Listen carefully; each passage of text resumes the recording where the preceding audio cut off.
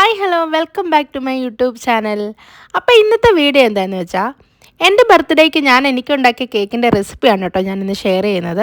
പിസ്ത കേക്കായിരുന്നു കേട്ടോ ഞാൻ ഉണ്ടാക്കിയിരുന്നത്. അപ്പോൾ നമുക്ക് തുടങ്ങാം. 250 ml ഒരു കപ്പിൽ ഒരു കപ്പ് മൈദ, 1 teaspoon baking powder, 1/4 teaspoon salt കൂടെ എടുത്തിട്ട് നല്ലോണം മിക്സ് ചെയ്യണം. ഒരു 3 തവണയെങ്കിലും മിക്സ് ചെയ്താൽ അത്രയും നല്ലതാണ് കേട്ടോ.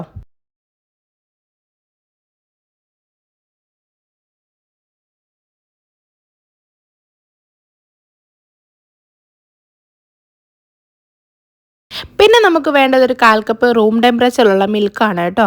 പിന്നെ 4 എഗ്ഗ്, അതും റൂം ടെമ്പറേച്ചറിലായിരിക്കണം. ക്ലീൻ ആയിട്ടുള്ള ഒരു ബൗളും ആയിരിക്കണം കേട്ടോ, നനവൊന്നും ഉണ്ടാവരുത്. പിന്നെ കുറച്ച് വാനില എസൻസ് കൂടെ ഒഴിച്ചിട്ട് നമുക്ക് നല്ലോണം ബീറ്റ് ചെയ്ത് കൊടുക്കാം. ഇനി നമുക്ക് വേണ്ടത് പൊടിച്ച പഞ്ചസാരയാണ് കേട്ടോ. അത് നമ്മൾ മൈദ അളന്ന അതേ കപ്പിൽ 1 കപ്പ് പൊടിച്ചതാണ് അത്രയും വേണ്ടത്, പൊടിക്കാത്തതല്ല കേട്ടോ. പൊടിച്ചത് 1 കപ്പ് ഒന്നിച്ചിട്ട് കൊടുക്കരുത്. ഒരു 3 തവണയായിട്ടൊക്കെ 3-4 തവണയായിട്ടൊക്കെ ഇട്ട് കൊടുത്തിട്ട്, അല്ലെങ്കിൽ നമ്മൾ കട്ടയായിപ്പോവും. ഇപ്പോൾ ഈ ഒഴിക്കുന്നത് പിസ്തയുടെ എസൻസ് ആണ് കേട്ടോ. നാട്ടിലാണെങ്കിൽ കളറുള്ള എസൻസ് വാങ്ങാൻ കിട്ടും, ടൈഗറിൻ്റെ. അപ്പോൾ അത് വാങ്ങിച്ചാൽ മതി. എന്നിട്ട് നമുക്ക് മൈദ അരിച്ച് വെച്ചില്ലേ, അത് കുറേശ്ശെ കുറേശ്ശെ ഇട്ട് കൊടുക്കാം. പാലും മൈദയും മാറി മാറി ഒഴിച്ചു കൊടുക്കാം. എന്നിട്ട് 2 ടേബിൾ സ്പൂൺ സൺഫ്ലവർ ഓയിലൂടെ ഒഴിച്ചു കൊടുക്കണം. എന്നിട്ട് മാറി മാറി പാലും മൈദയും കൂടെ മാറി മാറി മിക്സ് ചെയ്ത് കൊടുക്കണം. ഏറ്റവും ലാസ്റ്റ് പൊടി തന്നെ വരാനായിട്ട് നോക്കണം കേട്ടോ. ലിക്വിഡ് ലാസ്റ്റ് വരുന്നതിനേക്കായി പൊടി ലാസ്റ്റ് വരുന്നതാണ് നല്ലത്. പിന്നെ ഈ ഒരു പ്രോസസ്സ് എന്ന് പറയുന്നത് വളരെ ശ്രദ്ധിച്ച് ചെയ്യേണ്ട കാര്യമാണ്. പതുക്കെ ചെയ്യാവൂ, ഒരുപാട് സ്പീഡിൽ ചെയ്യരുത്. ഞാനിപ്പോൾ സ്പീഡ് കൂട്ടിയിട്ടേക്കുന്നത് കൊണ്ടാണ് തോന്നുന്നത് കേട്ടോ. ഈ ഒരു സമയത്ത് എഗ്ഗ് താഴ്ന്നു പോകാൻ വളരെ ചാൻസ് കൂടുതല. വെള്ളം പോലെയാണ് കൺസിസ്റ്റൻസി എങ്കിൽ പൊന്തി വരില്ല, കേക്ക് താണ് തന്നെ ഇരിക്കും, ഹൈറ്റ് വെക്കത്തില്ല കേട്ടോ. എന്നിട്ട് ഇത് അടിയിലോട്ട് നല്ലോണം മിക്സ് ചെയ്യണം, കാരണം ഓയിലൊക്കെ അടിയിൽ പോയി കിടക്കുന്നുണ്ടാവും. അത് നല്ലോണം മിക്സ് ചെയ്തെടുക്കണം. എന്നിട്ട് നമുക്കിതൊരു കേക്ക് ടിന്നിലേക്ക് മാറ്റാം. ഞാനിപ്പോൾ ഒരു 8 ഇഞ്ച് കേക്ക് ടിന്നാണ് എടുത്തിട്ടുള്ളത്, നേരത്തെ ഞാൻ ഗ്രീസ് ചെയ്ത് വെച്ചിട്ടുള്ളത്. എന്നിട്ട് ബാറ്ററെല്ലാം ഒഴിച്ച് കൊടുത്ത ശേഷം ഒരു 10-20 തവണയെങ്കിലും ഇതുപോലെ ടാപ്പ് ചെയ്യണം കേട്ടോ, കാരണം അതിൻ്റെ എയർ ബബിൾസ് പോകാനായിട്ട്. പിന്നെ ഒരു 5 മിനിറ്റ് മുന്നേ പ്രീഹീറ്റ് ചെയ്തൊരു ബിരിയാണി പോട്ടിൽ വെച്ചിട്ടാണ് കേട്ടോ ഞാൻ ചെയ്യുന്നത്. അതിന് ഹോൾ ഉണ്ടെങ്കിൽ നമ്മൾ ടിഷ്യൂ പേപ്പർ വെച്ച് ഹോളൊന്ന് അടച്ചിട്ട് വേണം അത് ചെയ്യാനായിട്ട് കേട്ടോ. പിന്നെ ഒരു 30-35 മിനിറ്റ് കൊണ്ട് നമുക്ക് കേക്ക് ബേക്കായിട്ട് കിട്ടും. ലോ ഫ്ലെയിമിൽ വെച്ചാൽ മതി കേട്ടോ. കേക്ക് ചൂടാറി വരുമ്പോഴത്തേക്ക് നമുക്ക് അതിന്റെ ലേസിൽ കൊടുക്കാനുള്ളതൊക്കെ റെഡിയാക്കാം. ഇത് വിപ്പിംഗ് ക്രീം ചൂടാക്കി എടുത്തിട്ട് അതിൽ വൈറ്റ് ചോക്ലേറ്റ് മെൽറ്റ് ചെയ്താണ് കേട്ടോ. അതിലേക്ക് പിസ്താച്ചിയോടെ ക്രഷ് കൂടെ ഇട്ട് കൊടുക്കുന്നുണ്ട്. പിന്നെ കേക്ക് വെറ്റ് ചെയ്യാൻ വേണ്ടിയിട്ട് കുറച്ച് മിൽക്കും അതിൽ പിസ്താച്ചിയോടെ ക്രഷും കണ്ടൻസ്ഡ് മിൽക്കും പിന്നെ നേരത്തെ മെൽറ്റ് ചെയ്ത് വെച്ച ക്രീമും ചോക്ലേറ്റിന്റെ മിക്സും കുറച്ച് പിസ്താച്ചിയോടെ എസൻസ് കൂടെ ചേർത്ത് മിക്സ് ചെയ്യാം. ഇനി നമുക്ക് ക്രം കോട്ട് ചെയ്യാനുള്ള ക്രീം ഒന്ന് ബീറ്റ് ചെയ്തെടുക്കാം. ഇതിപ്പോൾ ഒരു 1/2 കപ്പ് മാത്രമേ ഞാൻ എടുത്തിട്ടുള്ളൂ. ക്രം കോട്ട് ചെയ്യാൻ 1/2 കപ്പ് തന്നെ ധാരാളമാണ്. ഫൈനറ്റ് കോട്ടിനുള്ളത് ഞാൻ വേറെ ബീറ്റ് ചെയ്തെടുക്കും. അപ്പോൾ ഒരു 8 മിനിറ്റ് കൊണ്ട് തന്നെ എനിക്ക് ക്രീം ബീറ്റായിട്ട് കിട്ടി. UAE വന്ന ശേഷം ആദ്യമായിട്ടാണ് ഞാൻ കേക്ക് ഉണ്ടാക്കുന്നത്, അപ്പോൾ അതിൻ്റെ ഒരു ടെൻഷൻ ഉണ്ടായിരുന്നു. നാട്ടിലാണെങ്കിൽ കേക്കിൻ്റെ ക്രീം ബീറ്റ് ചെയ്യുന്ന ടൈം ഒക്കെ നമുക്ക് അറിയാമല്ലോ. ഇവിടെ ആണെങ്കിൽ അത് വേറെ ബ്രാൻഡൊക്കെ ആയതുകൊണ്ട് ടെൻഷൻ ഉണ്ടായിരുന്നു. അപ്പോഴേക്കും കേക്ക് നല്ല ചൂടാറിയൊക്കെ വന്നിട്ടുണ്ട്. അപ്പം ഞാൻ കേക്കിന് 3 ലെയേഴ്സായിട്ടാട്ടോ ഞാൻ കട്ട് ചെയ്യാൻ പോകുന്നത്. നാട്ടിലായിരുന്നപ്പോൾ 2 വർഷത്തോളം ഞാനൊരു ഹോം ബേക്കർ ആയിരുന്നു കേട്ടോ. ഫ്രണ്ട്സും ഫാമിലി എന്ന് വേണ്ട സോഷ്യൽ മീഡിയ വഴി വരെ എനിക്ക് ഓർഡേഴ്സ് കിട്ടുന്നുണ്ടായിരുന്നു കേട്ടോ. നല്ല രീതിയിൽ ഞാൻ അതിൽ നിന്നൊരു വരുമാനം ഉണ്ടാക്കുന്നുണ്ടായിരുന്നു നാട്ടിൽ വെച്ചിട്ട് തന്നെ. ഇനിയിപ്പോൾ നമുക്ക് ഫ്രോസ്റ്റിങ് തുടങ്ങാം. ആദ്യം തന്നെ ഞാൻ സ്പോഞ്ചിൽ കുറച്ച് പിസ്തയുടെ ക്രഷ് ആക്കി കൊടുക്കുന്നുണ്ട്. പ്രത്യേകിച്ച് നല്ല ടേസ്റ്റ് കിട്ടാൻ വേണ്ടിയിട്ടാണ് കേട്ടോ.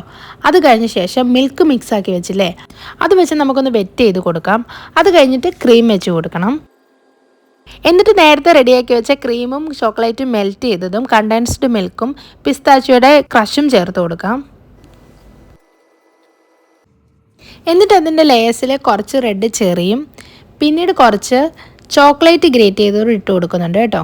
നല്ല ടേസ്റ്റി ആയിട്ട് ഞാൻ ഉണ്ടാക്കിയേക്കാം. 1.5 വർഷത്തിന് ശേഷം ഞാൻ വീണ്ടും ബേക്കിംഗ് സ്റ്റാർട്ട് ചെയ്തല്ലേ, അപ്പോൾ ഒട്ടും കുറയ്ക്കാൻ പറ്റില്ലല്ലോ. ഇനി അങ്ങോട്ട് സെയിം പ്രോസസ്സ് നമ്മളിപ്പോൾ ചെയ്തതുപോലെ തന്നെ ബാക്കി എല്ലാ ലേയേഴ്സിലും സെയിം തന്നെ കൊടുക്കുന്നുണ്ട് കേട്ടോ.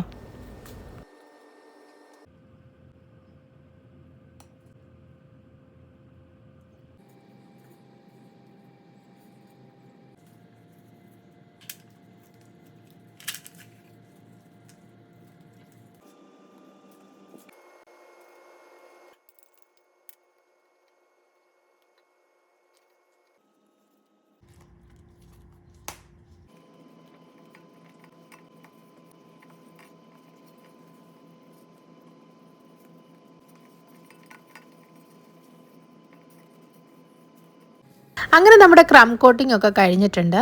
അപ്പോൾ ഇനി ഇത് നമുക്ക് ഫ്രിഡ്ജിൽ വെക്കാം. അപ്പോഴത്തേക്ക് നമുക്ക് ഫൈനൽ കോട്ടിനുള്ള ക്രീം ബീറ്റ് ചെയ്തെടുക്കാം. ഇതൊരു 3/4 കപ്പോളം ക്രീമുണ്ട് കേട്ടോ. കാരണം എനിക്ക് ഡിസൈൻ കൂടെ ചെയ്യാനായിട്ടാണ് അത്ര എടുത്തത്. ഫൈനൽ കോട്ട് ഫുള്ള് ചെയ്യാനായിട്ട് ഒരു 1/2 കപ്പ് മതി. പക്ഷേ എനിക്ക് ഫ്ലവേഴ്സൊക്കെ ചെയ്യാനുള്ളത് കൊണ്ട് ഞാനൊരു 3/4 കപ്പോളം ക്രീം എടുത്തിട്ടുണ്ടായിരുന്നു കേട്ടോ. അപ്പോൾ ഇനി നമുക്ക് ഫൈനൽ കോട്ട് ചെയ്തെടുക്കാം. മുകളിൽ ഞാൻ അത്യാവശ്യം നന്നായിട്ട് തന്നെ ക്രീം ഇട്ട് കൊടുക്കുന്നുണ്ട്. നല്ല തിക്കായിട്ട് സൈഡിലുമൊക്കെ നല്ല തിക്കായിട്ട് ചെയ്ത് കൊടുക്കുന്നുണ്ട്. അല്ലെങ്കിൽ സൈഡിലൊക്കെ ക്രംസൊക്കെ കാണാൻ പറ്റും. അതുകൊണ്ട് മുകളിലൊക്കെ ഇതുപോലെ ഫിനിഷിങ് ആയില്ലെങ്കിൽ ആ പാലറ്റ് നൈഫ് വെച്ചിട്ട് അമർത്തി ചെയ്യാതെ ഇതുപോലെ കുറച്ച് ക്രീം വെച്ച് കൊടുത്തിട്ട് വേണം ചെയ്യാൻ. അല്ലെങ്കിൽ അത് കുറേ കൂടെ താഴ്ന്നു പോകത്തേ ഉള്ളൂ കേട്ടോ. മുകളിൽ ഒരുപാടൊന്നും ഫിനിഷിങ് ചെയ്യുന്നില്ല. കാരണം പാലറ്റ് നൈഫ് വെച്ചുള്ളൊരു ഡിസൈൻ ആട്ടോ ഞാൻ മുകളിൽ നിന്ന് ചെയ്ത് കൊടുക്കുന്നത്. അതുകൊണ്ട് തന്നെ ഒരുപാട് അതിലിട്ട് പണിയുന്നില്ല. അപ്പോൾ പാലറ്റ് നൈഫ് വെച്ചുള്ള പരിപാടിയൊക്കെ കഴിഞ്ഞു. എന്നിട്ട് ബോർഡൊക്കെ ഒന്ന് വൃത്തിയാക്കി കൊടുക്കണം കേട്ടോ. സ്വന്തമായിട്ട് കഴിക്കാനുള്ള കേക്ക് ആയതുകൊണ്ട് തന്നെ ഒരുപാട് ഡിസൈൻ ഒന്നും അതിനകത്ത് ഞാൻ ചെയ്യുന്നില്ല. വളരെ സിമ്പിളായിട്ടുള്ളൊരു ഡിസൈനാട്ടോ ഞാനിന്ന് ചെയ്യുന്നത്.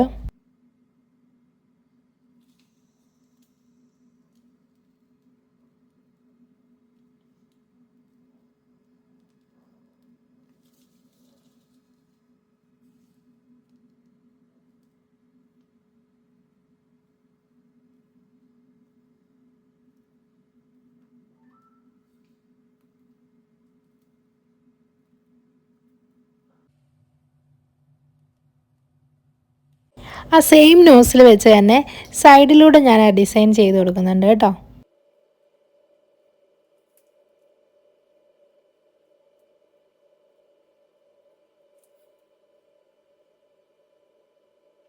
എഡിബിൾ ഷുഗർ ബോൾസ് ആണ് കേട്ടോ ഞാൻ ഇട്ട് കൊടുക്കുന്നത്. ഗോൾഡൻ ഇടുമ്പോൾ ഒരു പ്രത്യേക ഭംഗിയല്ലേ, അതുകൊണ്ടാണ് കേട്ടോ. എൻ്റെ കൂട്ടുകാരിയാണ് കേട്ടോ വീഡിയോ കോളുള്ളത്. അവൾ വിളിച്ചിട്ട് എനിക്ക് ഓരോ ഐഡിയാസ് പറഞ്ഞു തരേടി, അങ്ങനെ വെയ് ഇങ്ങനെ വെയ്ന്നൊക്കെ. അപ്പോൾ ആ വെക്കുന്നത് വൈറ്റ് ചോക്ലേറ്റിൻ്റെ റൗണ്ടിലുള്ളതാണ് കേട്ടോ. ഇത്രയും വലുത് നാട്ടിൽ ഞാൻ കണ്ടിട്ടില്ല. ഇവിടെ വന്നിടയ്ക്കാണ് റൗണ്ട് ചോക്ലേറ്റ് ഇത്രയും ഇങ്ങനെ കാണുന്നത്. അപ്പോൾ ഇത്ര ഉള്ളായിരുന്നു കേട്ടോ ഡിസൈന്. എല്ലാവർക്കും ഇഷ്ടപ്പെട്ടെന്ന് കരുതുന്നു. ഇഷ്ടപ്പെട്ട എല്ലാവരും സപ്പോർട്ട് ചെയ്യണം കേട്ടോ. Bye bye.